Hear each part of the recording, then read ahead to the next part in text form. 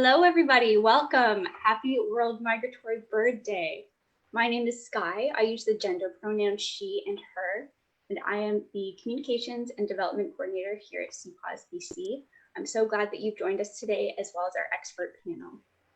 I'm also glad that you'll be joining us today watching along. This is a bit of a new way to join together in a celebration, but so glad that you could join along. I want to acknowledge that I'm speaking to you today from the unceded Coast Salish territories. I'm speaking to you from traditional territories of the Squamish, Musqueam, and Tsleil-Waututh people of what is now called Vancouver. And I'd also like to acknowledge that CPAWS-BC works across the province, which is made up of 198 First Nations who have been stewarding the land, water, and wildlife since time immemorial. So we're all here today because birds connect our world. And if you are able, I invite you to share where you're tuning in from in the little Facebook chat panel, where our team is standing by to answer any of your questions and get social today. The Canadian Parks and Wilderness Society is actually a national organization that works to protect public land across Canada.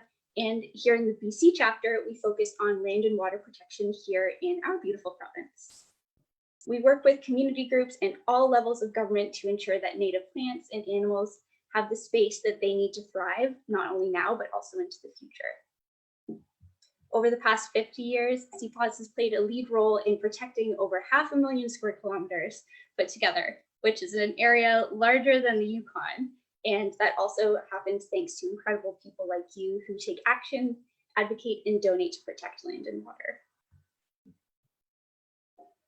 I know that we've got both some novice birders here today, as well as some experts, but we're all joined together over this common respect and understanding that birds play such an important role in cultures and natural environments across the world. From the unique important bird areas in the South Okanagan to millions of trans-Pacific migratory seabirds nesting in the Scott Islands Marine National Wildlife Area, which is behind me right here, birds connect our world. And we all share in this responsibility to protect their habitat that provides food, shelter, and a safe place to raise their young.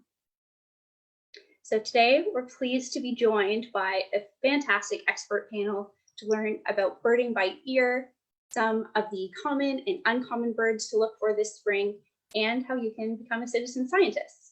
Whether that's going to be from home or in the coming weeks and months, being able to get out in your neighborhood and local area. Throughout this event, like I said, we encourage those joining us live to use that chat panel to chirp up and get social with any questions. We will have time for a Q&A at the end. So without further ado, I'd like to introduce our first guest, Peter. Hi, everyone. My name is Peter Lawrence, and I'm a park interpreter with Metro Vancouver Regional Parks. Metro Vancouver has 22 regional parks from Bowen Island out to Maple Ridge and Aldergrove Langley. And we protect lots of different kinds of bird habitats, wetlands, forests, beaches, great places for you to come and enjoy nature, and great spaces for our birds and wildlife here in the province. This morning, what I am wanting to talk a little bit about is birdsong and how you can become a little bit better at birding by ear.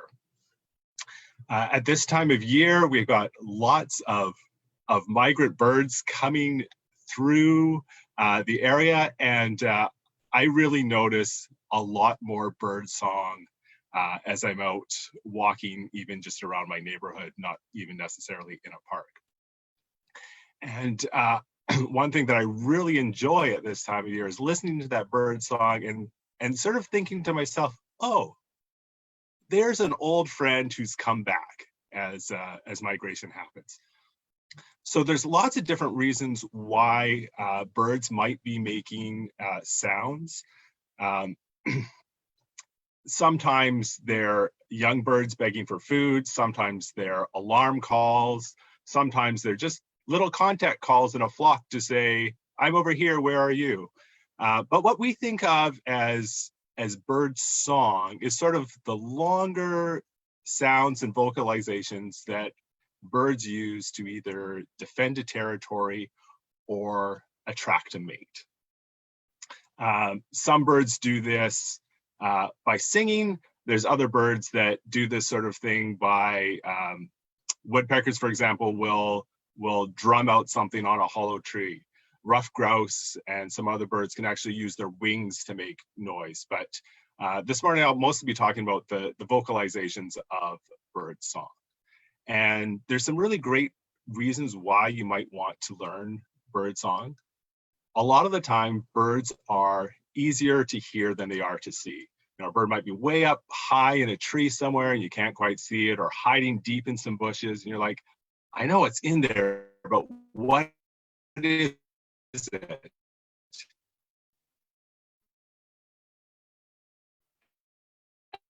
And you easily. And birds that song, so you can in fact learn to identify individual species by their song. And there are some birds, for example, ones we are called the Epidemax flycatchers.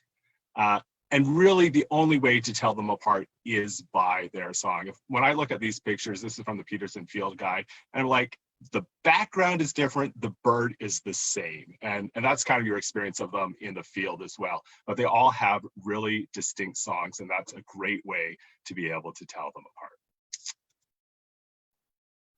So that's a little bit about why you might want to learn song, but how do you do it? Like, isn't that really, really hard? I know I often talk to people and they're kind of amazed, like, how do you know that that's what that bird singing over there was? But it's actually maybe not quite as hard as people think that it is. And it's something that you probably already do.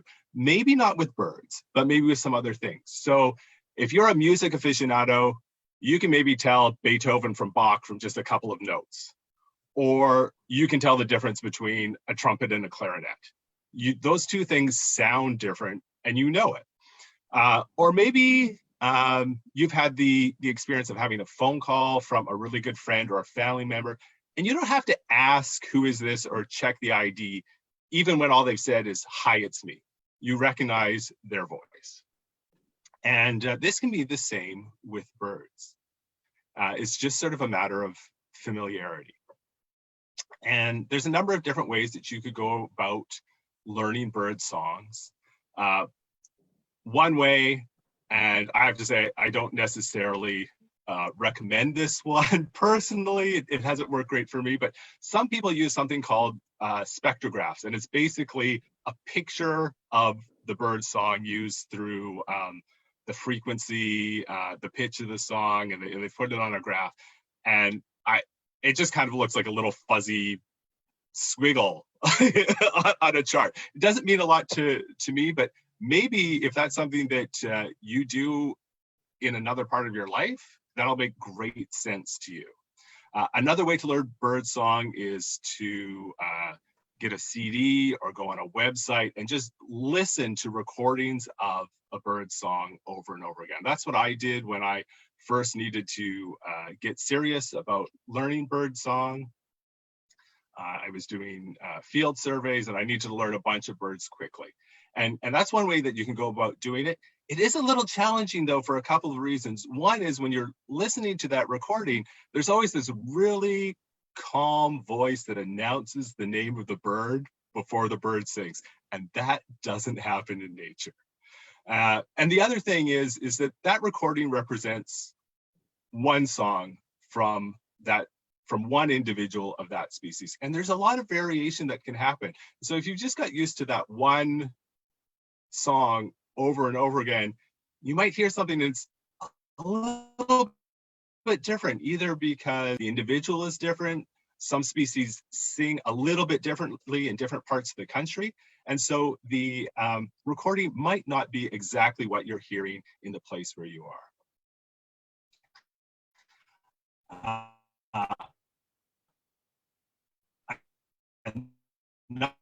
Another great way to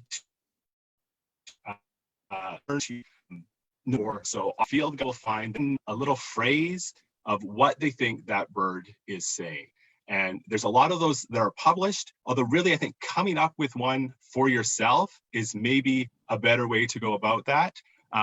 For example, I've looked in field guides, and the song sparrow, which is a fairly common bird around the Vancouver area, the mnemonic for that is supposedly maids, maids, maids, put on your tea kettle.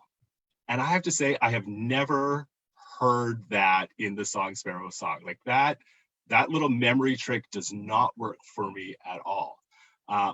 However, when I was learning bird songs, someone said to me, oh, a song sparrow, it always sounds to me like a water pump, like one of those old-fashioned water pumps, and someone is like priming it with the first couple of pumps, because there's a couple of loud notes that come out more slowly at the beginning, and then the rest of the song comes gushing out. And that mental picture has stuck with me. And so I'm like, oh, when I hear that, that's a song sparrow, and that's the picture. So listen to a bird song. Maybe you can hear a phrase in what it's singing, or maybe you can just conjure up a picture of, oh, that noise sounds like something to me. And that's another way to learn bird song. You can also go out on bird walks with people who could be your mentor and learn from them. And the thing that I have found really the most helpful is to just be out in the field and practicing.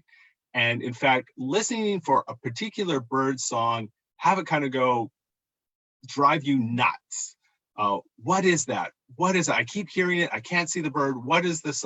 What bird is making that song? And if you spend a lot of time with that song going in your head and a lot of effort in trying to see the bird, it can really solidify the two things together. And in fact, just the ability to hear a bird and then watch it sing, the audio stimulus and the visual stimulus together can really sort of solidify that, oh, I know now exactly what bird that was and how to sort of remember that.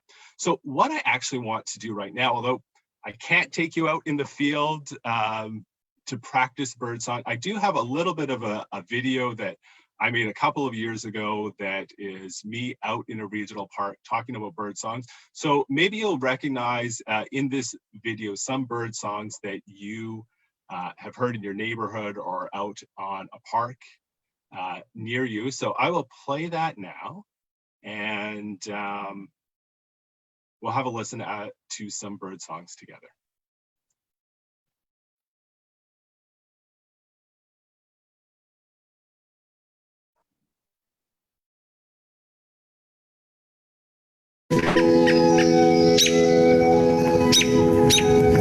What could be a prettier soundtrack for a walk in the forest than the sounds of birds singing in the trees? Hi, I'm Peter Lawrence, park interpreter for Metro Vancouver. And what sounds like beautiful birdsong to us is really a collection of warnings and seduction. Story about one song in particular, the black-capped chickadee. You hear it everywhere, in the forest, in your neighborhood, sometimes in your backyard. It sounds sort of like Phoebe or I'm pretty. Think of it as good old-fashioned advertising. Hey, sweetie. But it can also mean, hey, get out of here. This is my territory. Bit of a mixed message, isn't it?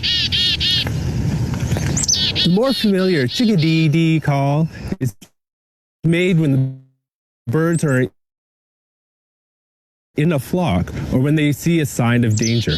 In fact, studies have shown that the more D's at the end of the call, the greater the perceived threat. And that's easy to remember because chickadee is for danger.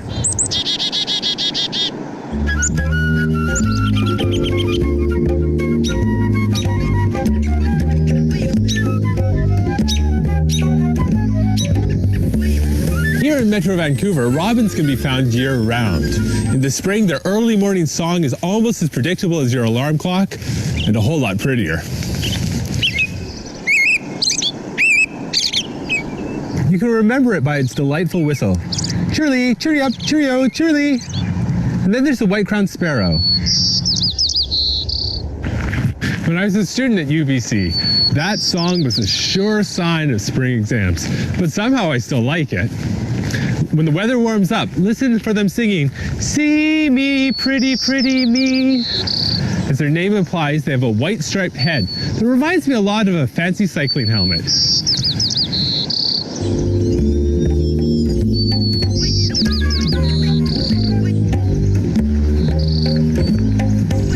If birdsong is the symphony of the forest, then the Pacific wren is the opera singer. These little birds can sing up to 30 notes in 1 second. They're just... The soundtrack along the marshy edges of Burnaby Lake wouldn't be complete without the Oakley song of the red-winged blackbird. Males look like what you'd expect from their name, blackbirds with red on their shoulders. They love to sing, puff out those shoulder patches to attract the drabber females. If you find yourself asking, who was that masked bird? You may have encountered a common yellowthroat. Like the Lone Ranger, they have a distinctive black mask and a theme song that goes witchity, witchity, witchity, witch. Listen for it coming from the shrubs along the marshy edges here at Burnaby Lake.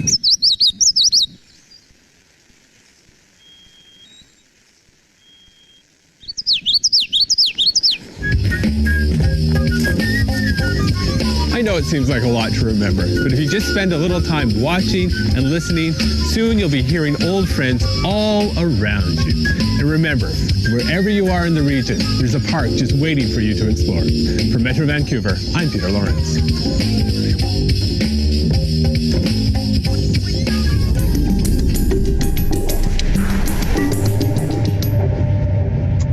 So that's just a few examples of birds that are common in our region that you'll be able to find in your neighborhood, maybe in your backyard or at a park close to where you live. And I just encourage everyone go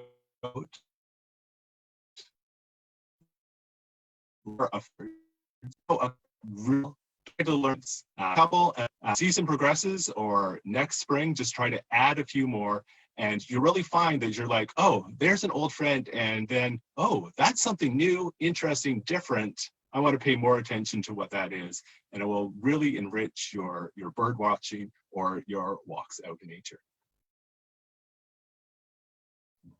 Wow, thank you so much, Peter. I absolutely learned a lot in that video, and even yesterday on my little evening walk, I felt my ears were much more alert to my surroundings, and even little tips like the DDD on the end of the chickadee's call there as a sign for danger. I think for myself walking along, if I hear that, I suddenly think, what's around, or am I the danger? And even thinking of how we're interacting with habitats. So if we're out on a nature trail or looking at different parks planning and designs, how that type of infrastructure is going to influence birds' ability to communicate with each other across the trail as well. Yeah, absolutely. So for those who have more questions for Peter today, continue to drop those comments in the little chat section there.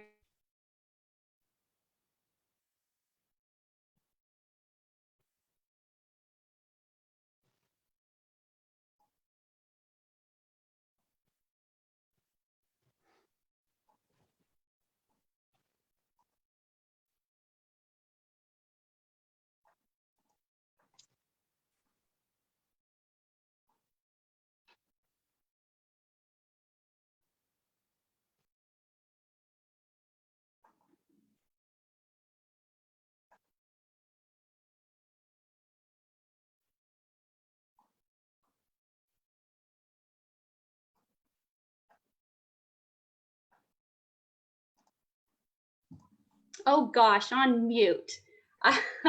I'll pass this on to Graham Sorensen from Birds Canada. And I'm sure, Graham, you have a few stories about how birds are a bit of an indicator of healthy relationships, not only in the skies, but also to habitats in the land as well. Great, thanks. And thanks, Peter, for that great presentation. So I'm Graham Sorensen. I work with Birds Canada as the BC Projects Coordinator. And so my main role is coordinating citizen science projects here in British Columbia. So I'm going to go ahead and share my screen here. All right, so thanks for joining us today, and thanks for celebrating World Migratory Bird Day. It's an exciting day and an exciting time of year for birders and new birders as tons of birds come flocking back to our parts of the world. So a little bit about Birds Canada. Birds Canada is Canada's voice for birds. So we're committed to conservation of birds through science, public engagement, on-the-ground action, and science-based advocacy. And I'll be talking today about how you can become a citizen scientist and join the millions of citizen scientists around the world.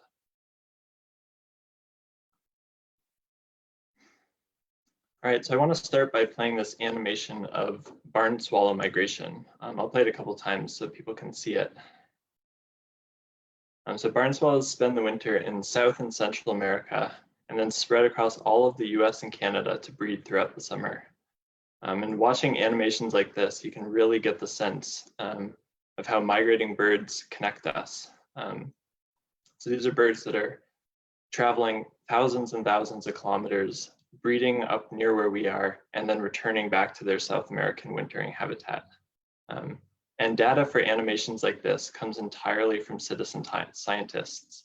This animation is created from Cornell Lab of Ornithology, so all data is from eBird.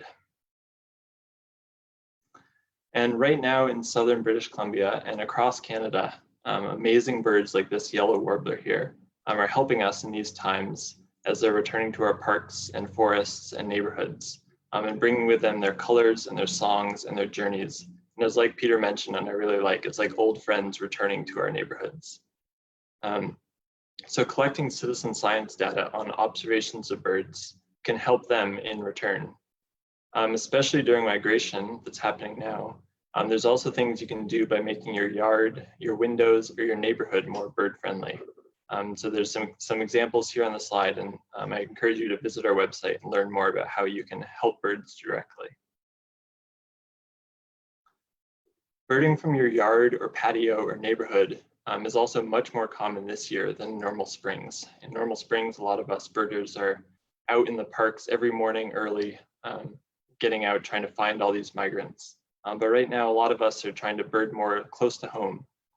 And I think there's a lot of benefit to this. I have my binoculars here right next to me at my desk, and I'm ready to look out the window at any moment when a bird flips by. And I've seen birds like this beautiful Steller's jay land in the bush and noisily call early in the breeding season.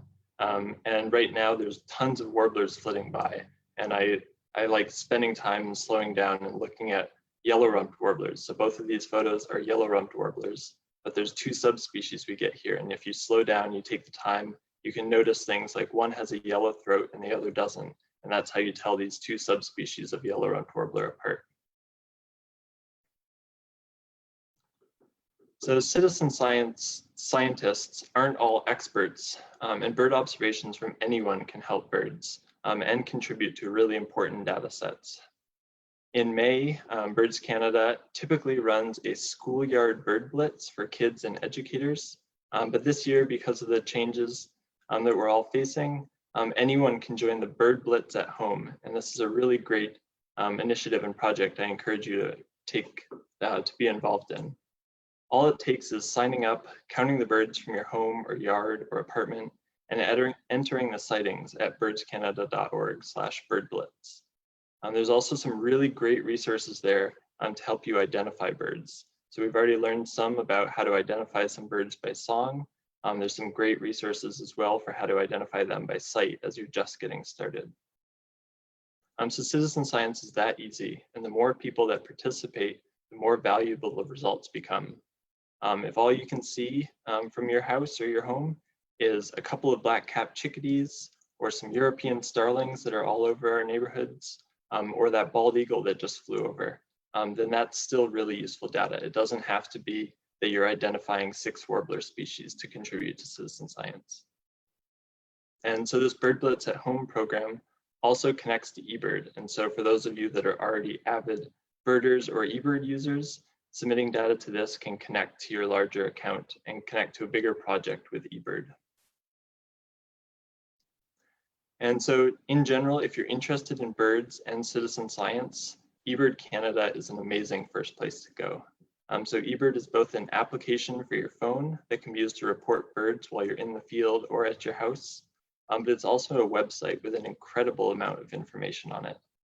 So Birds Canada manages the collaborative eBird Canada website, which highlights Canadian content like these amazing statistics here. Earlier this week in Canada, we passed 5 million complete bird checklists submitted in Canada. So this is a huge, amazing milestone and an amazing amount of citizen science data collected across the country. If you're tuning in from British Columbia, as I imagine a lot of you are, you can see here the amazing diversity of species that are found in British Columbia. So 317 species have been documented in British Columbia on eBird. And so contributing data to eBird can be done from your window, from a walk in your neighborhood, or from visiting a nearby birding hotspot. And all of this data becomes available to scientists and researchers and helps document important things like changes in population, changes in species range, and changes in habitat use. And today is even a more perfect day than ever to start using eBird if you aren't already, because besides being International Migratory Bird Day, it's also Global Big Day, which is an annual event held by eBird and encourages as many eBird users as possible to get out and submit checklists from where they are and document both species and get as much involvement as possible. And the main goal this year is to get as many people and set a record for number of people birding and submitting to eBird in one day. So I encourage you to try it out and submit a checklist later today. So general citizen science data, like the data that goes into eBird, can be really useful to researchers. But there's also tons of benefits to citizen science projects that focus on individual species or groups of species and track things more specifically like nesting behavior or breeding. Across Canada, there's a huge diversity of monitoring projects you can help with, from counting birds visiting your feeder in Project Feeder Watch, to walking sections of the British Columbia coast and counting waterbirds in the BC Coastal Waterbird Survey. So once travel restrictions start to ease and things start to go back to normal, I highly recommend exploring all of these projects and learn what projects you can participate in the areas near you. So already this year, Birds Canada has had dozens of data requests from a variety of different organizations asking about using our data sets in British Columbia, including eBird Canada, Coastal Waterbird Survey, and the BC Breeding Bird Atlas that happened about 10 years ago. So because the data from these citizen science projects is available to everyone, it creates an even larger impact when you submit data to citizen science projects. And it also allows for more important conservation work to come out of your efforts. So for example, this is a slide showing priority conservation value areas for wetland and riparian birds. And so from citizen science data, we can look at maps of large areas like all of British Columbia and highlight areas that are more important for different species or for different conservation projects. So this is species like the sora here that breed in wetland and riparian areas, and the dark red areas are high conservation values for wetland birds. All of the citizen science data collected through eBird and Birds Canada also goes towards documenting bird diversity and numbers in important bird and biodiversity areas. So Sky already mentioned these important bird and biodiversity areas. And there's lots of them in British Columbia, and they could be important for breeding seabirds, where there's thousands of breeding seabirds on some of our coastal islands, or they could be important like the Fraser Delta, where there's huge numbers of wintering ducks and shorebirds. But every checklist you submit through any of these citizen science programs helps contribute data that lets us know where to find and protect these important bird areas. And so I just want to end there, and please reach out to me if you're interested and have questions about science. And I look forward to hearing some questions as we start to open it up to people here. Thanks so much, Graham. I can't believe the opportunity for already over 300 identified species in BC, and then this opportunity to be record holders as well if we all come together across the province. And as we're going outside for our recreation or hobbies and just for our own well-being as well, to be collecting data that's useful for creating those important conservation areas as well. I believe that we can do it together. So I'm excited to see what data continues to come out. Absolutely. And another huge thank you to both Graham and Peter for sharing your knowledge with us today. I've seen lots of little questions popping up in the chat as well, and want to make sure that we have some time to get to those questions, both through the chat and prior to this virtual event today. We received some questions over email. So if it's all right with you, I might go ahead and jump on in here. Sounds good. Great. So we have one question here from Chattery Violet Green. Swallows are filling the sky over their building in the early morning and evening, and they'd like to know why. If it's a question of more flies or snacks being out in the air in the morning and evening rather than midday. Wow, that's a really good question. That's certainly a possibility, is that they're finding finding more food sources. And especially in the last couple of days, we've had a little bit of bad weather, sort of in some of the early morning and evening times. And that sometimes will push some of the birds down a little more. The rain cause them sort of congregate together a little bit. Absolutely. Yeah, I think that's definitely right. And I think a lot of times when early morning sunshine hits places, a lot of insects kind of wake up, and so you can get these congregations of birds like she's describing. Great, thank you. Our next question is from Jennifer in Toronto. Why do birds seem much braver in our cities at the moment? The reduction of road traffic, or are there some other reasons? Interesting. I wonder if part of it is just reduced noise and people are hearing birds and birds are able to be more active. Maybe even there's more birds in kind of typically busy areas. So it might be just a higher encounter rate of people and birds than there typically is. And they're not actually braver, though I like that image of braver birds right now. Yeah, and it's certainly a time of year when birds are, getting into their peak singing sort of activity. So, I always find that I certainly hear a lot more than, say, July. But yeah, it could be a little bit reduced traffic and other noises too. Just make us a little bit more aware of what's going on. And one of our birders here has observed that there seems to be fewer Swainson's thrush here this time of year. If you have any ideas why that might be. Swainson's thrush are a little bit of a later migrant, so I'm not sure that the nice weather is a little bit deceiving in terms of, we're much further into spring than we actually are. I suspect that we'll probably see Swainson's thrush more often in the weeks ahead. Yep, absolutely. I find myself thinking I should be hearing them already, but I think they're just arriving back this week.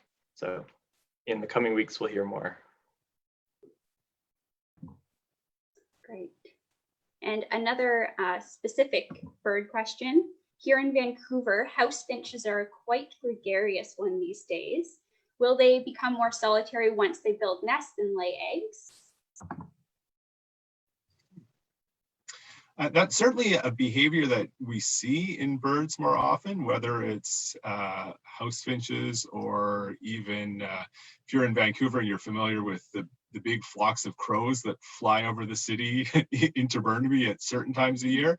And then now this time of year, not so much. So a lot of birds do tend to disperse when they are nesting. So that might be something that we see happen.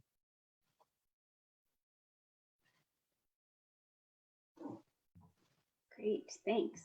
I can't believe the amount of fantastic questions we've got. This is great, thank you. We have a question here from Phyllis. Phyllis would like to know, has the northward range extension of the Anna's hummingbird on Vancouver Island had any documented effect on the rufous population? Not that I know of. Yeah. Annas are certainly kind of expanding their range and expanding where they're spending the winters. But to my knowledge, I don't know of any documentation on how that's affecting rufous hummingbirds.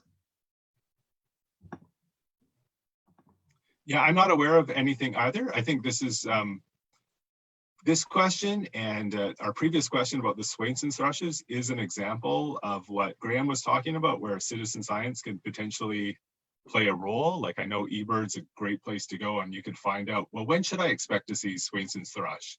And you know, citizen science can probably say, oh, are we seeing the same numbers of Anna's hummingbirds and rufous hummingbirds at people's feeders or in the area? So, yeah.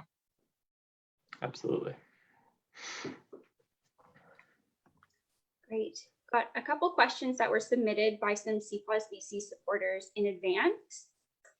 One of them here is, what are some of the most impressive migration paths? And this could be perhaps by distance that you're aware of. Maybe I'll pass this on to you, and then I'm happy to answer a little bit as well.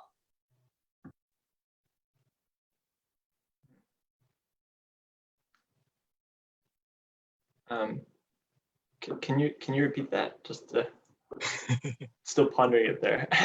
Sure. If there are some impressive migration paths that you can think of, maybe some birds that travel the greatest distance on their way over here to BC or Canada more broadly. Sure, absolutely, yeah. Rufous hummingbird, I think, is one that always comes to mind for this. They don't have the longest migration in terms of absolute distance, but in terms of per body length distance, rufous hummingbirds kind of take the cake. So a lot of rufous hummingbirds will migrate from Mexico and go all the way to southern Alaska or northern British Columbia. And so as a per body length distance, they have an amazing migration. But this time of year, there's also a lot of cool birds, especially shorebirds and some of our terns that pass through here that do incredible migrations from the southern parts of South America all the way up to the Arctic tundra where they're breeding. And so I think a lot of those coastal species that kind of touch through here in the Fraser Estuary and a lot of other important, really beautiful coastal areas in British Columbia are important stopover sites for them. Some of those species do some amazing migrations as well. Great, thanks for speaking to that, Graham. And as I mentioned, I have the Scott Islands here behind me today, joining virtually from the Scott Islands. And some of the common murres and tufted puffins spend a lot of their time at sea, actually, but they fly way up north to the Scott Islands in northern BC, and they use this area for some sheltered nesting grounds as well. And you can find some really beautiful photos and a little bit more information on cpawsbc.org as well. We have another hummingbird question here, and then maybe we'll have time for one or two more after this. So on hummingbirds, I've heard bacteria can build in hummingbird feeders, rendering them unable to eat due to swollen tongues. Is this a real or major issue? And are hummingbird feeders a bad idea, or does it come down to good maintenance? I think good maintenance is the key. I'll let you speak to this too, Peter. But good maintenance is definitely the key. Hummingbirds feeders in general aren't a bad thing, but if they're placed appropriately near the right distances away from windows and cleaned regularly, then they're much better and a fine thing to be putting out. Yeah, I would agree that maintenance is key, and I think that goes for any kind of feeder, whether it's a hummingbird feeder or whether you're feeding seeds to chickadees and other songbirds. Cleaning them so that there isn't any opportunity for bacteria to build up or other diseases to spread is really important. And like an easy way to do that is just to make sure that your hummingbird feeder isn't necessarily filled all the way to the top if you're not getting a lot of hummingbirds coming to your feeder. And that just encourages you to change it and refill it a little bit more often. It's sort of, yeah, I've got that sugar water sitting in the hot sun for a week, and it's going to ferment. And so it can go bad that way. But if you have a little bit less in there and change it more often, I think you probably shouldn't have a problem. Thanks, Peter, and thank you for that question as well. I think that's one that's on the minds of maybe a lot of folks tuning in today as well, where we're trying to find ways to bring nature a little bit closer to us in a way that's still protective and respectful of their natural way as well. And that leads into, I think, maybe our final question today is, what can I do to help birds? I think that there's a whole range of things. I think citizen science is a great way to be involved in helping birds. No data is too small to be part of citizen science, and it's regular checklists from your neighborhood that actually tell us a lot about bird populations, and it's these kind of repeated checklists from local areas that can tell the most. So I think citizen science is a great thing. There's also a lot of kind of small scale things on your own property and encouraging others to do that you can do. So putting things up so birds don't hit your windows, or planting native vegetation so that birds have things to feed on. Those kind of things are really important actions. And then there's a lot of larger scale actions, like trying to affect policy change and reaching out to our elected officials about things and about concerns you have. So a whole range of things can be done. Yeah, and I think if I was to add anything to that, I would say come out to a park or a protected area near you and share your love of birds with someone else. Absolutely. Agreed. I'm so glad that we could all get together today to share in that love and appreciation for birds as well. And I can say on the CPAWS-BC end, with help from supporters like you and experts and those who are doing citizen science, we're able to advocate to create these large protected areas. Places like the South Okanagan is a great example of how citizen science helps collect that data in order to make boundaries for not only resident birds, but those who pass through as well. I think it's looking at not only protecting our backyard space, but in the case of migratory birds, where they have plenty of stops along their very long routes as well, and going against the odds of the weather and different changes in these habitats, is making sure that they have the conditions they need, both in shelter and food and uninterrupted ways to communicate all along their route across British Columbia and beyond as well. Birds do connect the whole world. And on that note, I wanted to say a huge thank you to all of you who were able to join us today to celebrate this Migratory Bird Day. For those who'd like to stay in touch, you're welcome to follow us on Facebook or sign up by email at cpawsbc.org. We're happy to continue sharing information in ways that you can get involved in the protection of not only birds, but habitats and natural areas across British Columbia. And we're also hoping to have more events like this as well. Biodiversity Day is just around the corner, so we'd love to have you join us again for that.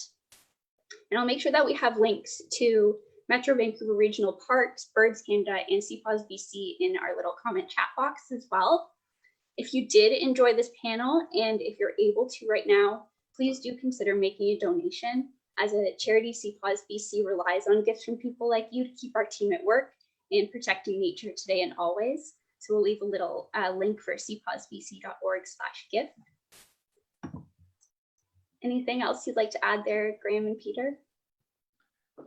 Just thank you everyone for joining, and I hope you're able to get out and enjoy and appreciate some birds this afternoon. Maybe try submitting your first citizen science checklist, and share your love of birds with some other people as well. Yeah, absolutely. And happy Migratory Bird Day, everyone. Thank you, everybody. Have a great afternoon.